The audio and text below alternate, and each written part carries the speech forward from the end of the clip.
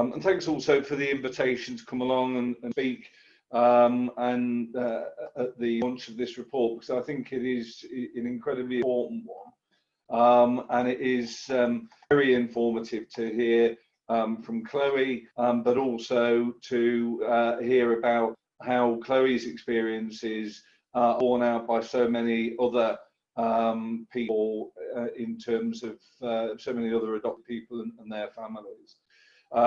As the report sets out, the research has been carried out and the recommendations drawn up prior to coronavirus.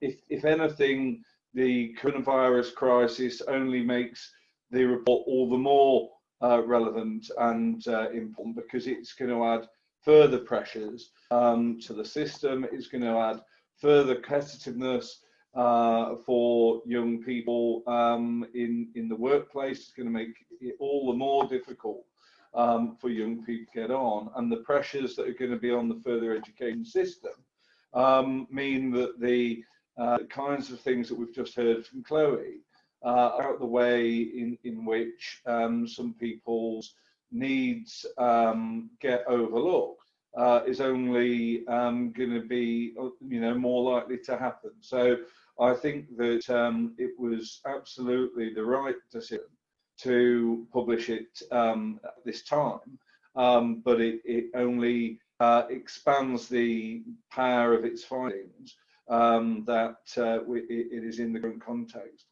I think that coronavirus and its impact have shone a spotlight on the attainment gap and how the education system is clearly not doing enough to enhance life chances for the most disadvantaged in our society. Now, whilst my specific areas of responsibility around FE, I do think that my own experiences and my own interest in adoption does mean that the need for there to be a presumption that additional support is needed for adopted children and their families, rather than waiting them to identify, waiting to struggle first, and then look to try and provide any sticking plasters is really important. It's something that I'll be very much feeding into the Labour Party's policy response to all of these areas. I was very struck by the case studies of all of the adopted young people in the report and the similar themes of their experiences that Chloe's testimony just now has only underlined. And as the report illustrates, the more likely to be excluded from school, the more likely to miss significant periods of time at school, more likely to have special educational needs and require mental health support. I think that the point in Becky's presentation about those personal challenges obscuring their ability to learn was incredibly important and well found.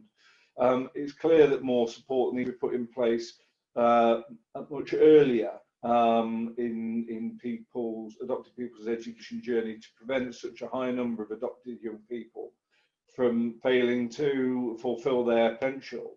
And it's also imperative that there must be a greater range of further education options open to adopted and care experienced young people. Again, I think what Becky was saying about the majority of young people didn't want to be carrying on their education. They didn't want to be there. They were often doing courses they didn't really want to do, but felt that either they'd done the thing that was the easiest, or that they've got a few options. And again, I think that clearly is going to prevent those young people maximising their potential. So I think expanding the options available is incredibly important.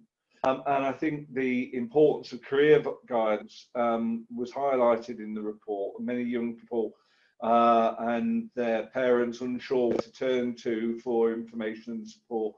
I think scrapping of the connection service has been incredibly damaging. And I mean, it's no consolation that the government have finally sort of implicitly acknowledged how catastrophic their destruction of careers advice back in 2010, 2011 was, by the fact they're now announcing they're going to try and put systems in place to offer that support that an entire generation have missed out on. And I think careers guidance is incredibly important to tackling the attainment gap, because people from more deprived environments are less likely to have the advice that more that people from more comfortable environments were able to take for granted.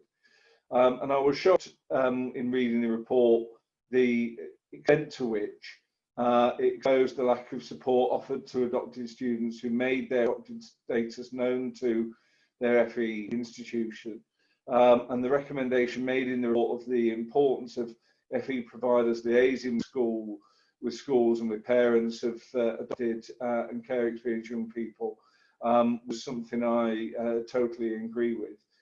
And you know, I often see further education as the sector of second chances, and the need for a second chance is featured very strongly throughout the report, and that was echoed by the testimony of the young people who were interviewed themselves. It should never be too late to learn, and it is, you know, a really important part of Labour's commitment, that there is a commitment to lifelong learning and to tackling the massive cuts that we've seen in adult education. And again, I think coronavirus only reinforces that need for adult education investment, and that's something that we'll be focusing very strongly on, because I think it is vital both to the economic prospects of individuals, also to our recovery as a nation. I think I mean, I've mentioned 2 or 3 things in the report already that I think I'm really going to take away from that. But I think that lack of excitement about further education, and the sense that education was a chore rather than an exciting opportunity for many adopted young people, is incredibly important. And the need for further education institutions proactively check up on their adopted students rather than to wait for a problem to identify itself, I think is incredibly important. But all of those conclusions Becky came to at the end of her report, I would entirely endorse, and will very much inform what I'm saying about this whole area going forward. And the report also references work being done in Scotland, which I'll be investigating further, because I think it would be very interesting to see the impact that's having on the lives of adopted and care experienced young people. So I'm unfortunately not going to be able to hear much more from the people who are on, but Lindsay Kell from my office is also on the call, and she will stay on for a bit longer to take notes about further things that are being said in response to that report. But the report is an incredibly important and good one. It's one that I'm very grateful to have heard from.